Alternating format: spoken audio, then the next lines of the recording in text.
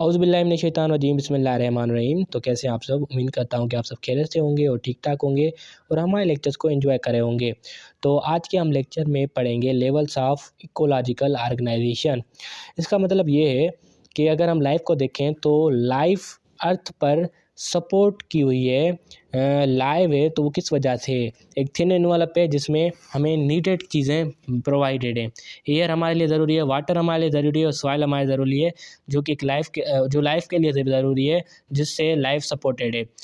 Life वहाँ पर नहीं एग्ज़िस्ट कर सकती जहाँ पर ये चीज़ें ना हो, जहाँ पर एयर ना हो, वाटर ना हो और सॉइल ना हो।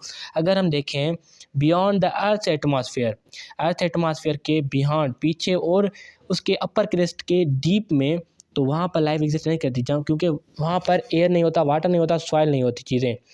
दस life sustaining envelope of earth is called biosphere. Earth का ऐसा इन्वॉल्प या ऐसा हिस्सा जहाँ पर लाइफ सस्टेन कर रही है तो उसको हम कहेंगे biosphere. Everywhere where life is present is called biosphere. In ecology, अगर इकोलॉजी में हम देखें तो उसमें हम इंटरेक्शन देखते हैं मेन और इन्वायरमेंट का।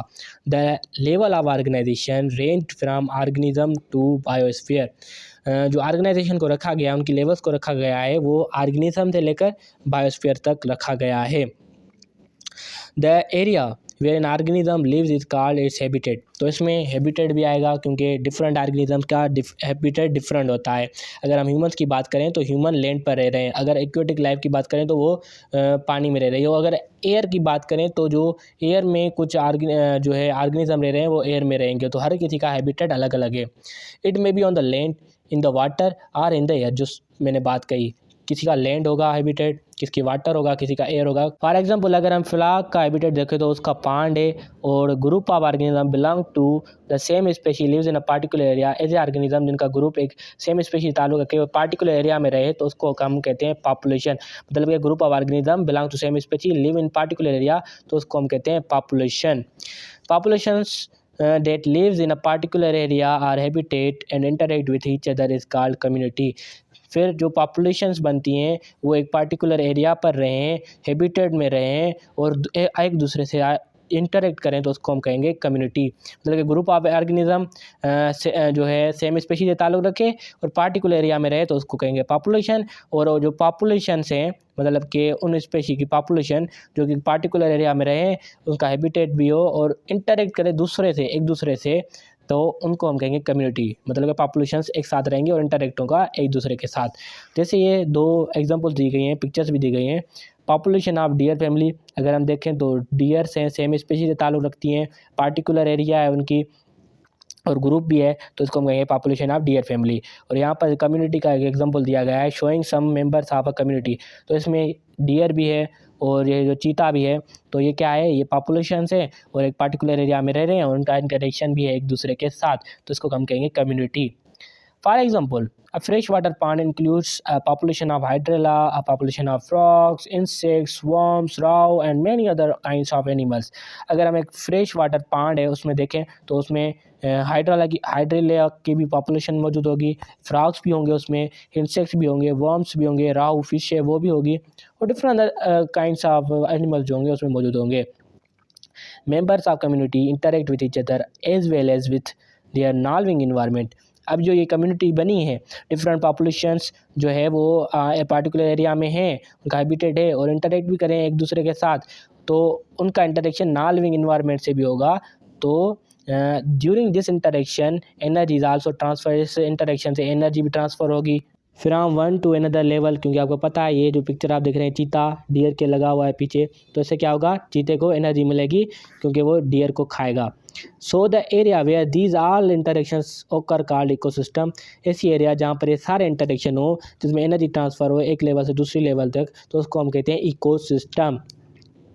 उसके बाद है the term ecosystem was first proposed by Tansley in 1935। ये आपको याद रखना है, एमसीक्यूज में ऐसे क्वेश्चन आ जाते हैं कि किसने प्रपोज किया और किस ईयर में किया।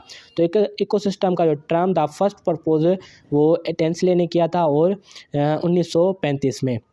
वेयर इको मीन्स, अगर इको को देखो तो उसको इसका मतलब है इन्वायरमेंट या हाउस जिसमें हम रह रहे हैं, and system implies in interacting area जिसमें इंटरेक्शन हो एक दूसरे के साथ कम्युनिटीज़ का। An ecosystem is composed of organism interacting each other and with the abiotic environment.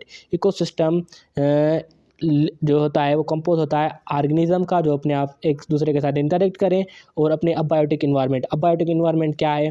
जैसे वाटर है, सॉइल है, एयर है, तो ये अबायोटिक इन्वायरमेंट है। As well as flow of energy occurs in a given area, और उनमें एनर्जी का फ्लो मतलब कि डिफरेंट ऑर्गेनिज्म एनिमल्स होते हैं वो डिफरेंट जो एनिमल्स को खाते हैं, फिर उनसे क्या मिलती है? उनको एनर्जी मिलती है, ये फ्लो एनर्जी का, तो इसको भी हम इकोसिस्टम कहेंगे।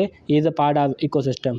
दस an organic ecosystem may be as small as dead trunk tree, a puddle or a large as an ocean or forest. Ecosystem दो किस्म के हो सकते हैं, लार्ज भी हो सकते हैं, स्मॉल भी हो सकते हैं। स्मॉल को देखें तो वो डेड ट्रंक ट्री भी हो सकता है, पडल भी हो सकता है, और अगर लार्ज देखें तो वो ओशन भी हो सकता है या फॉरेस्ट भी हो सकता है। The largest possible major community comprised of all living organisms on the earth is called biosphere। ऐसी लार्ज कम्युनिटी जो कि कंप्राइज करे सभी लिविंग ऑर्गेनिज्म पर और अर्थ पे, तो उसको हम कहते हैं biosphere. All ecosystems on the earth combine and constitute the giant ecosystem. सब छोटे छोटे इकोसिस्टम्स, बड़े बड़े इकोसिस्टम्स जो अर्थ पर मौजूद हैं वो कंबाइन होते हैं और एक बड़ा इकोसिस्टम कंपोज करते हैं, कंस्टिट्यूट करते हैं। द बायोस्फीयर, उसको बायोस्फीयर कहा जाता है। द बायोस्फीयर में भी डिवाइडेड इनटू सब लेवल्स बायोम्स, और बायोस्फीयर वो सब डिवाइडेड हुआ है सब लेवल्स में, जिसको हम बायोम्स कहते हैं। Any biogeographical region recognized by specific vegetation और क्लाइमेट कॉल्ड बायोम। वो ऐसा बायोजियोग्राफिकल रीजन जहाँ पर वो उसकी स्पेसिफिक वेजिटेशन और क्लाइमेट, उसकी आबहवा के ज़रिए पहचाना जाए या सेपरेट किया जाए, तो उसको हम कहते हैं बायोम। क्योंकि आपको पता है कि क्लाइमेट बहुत सारे रीजन्स की डिफरेंट होती है अगर हम जियोग्राफिकली देखें, और उसमें डिफरेंट जो एनिमल्स है, ऑर्गेनिजम्स है, वहाँ पर मौजूद होते हैं, तो उसको हम कहते हैं बायोम। तो this is all about today's lecture, जिसे हमने पढ़ा लेवल्स ऑफ इकोलॉजिकल ऑर्गेनाइजेशन। उम्मीद का आपको लेक्चर पसंद आया। अगर पसंद आया तो वीडियो को लाइक करिएगा, चैनल को सब्सक्राइब नहीं करें चैनल को सब्सक्राइब करिएगा। मिलेंगे इस नए लेक्चर में, तब तक के लिए अपना ख्याल रखिए। Wish you best of luck and I love you.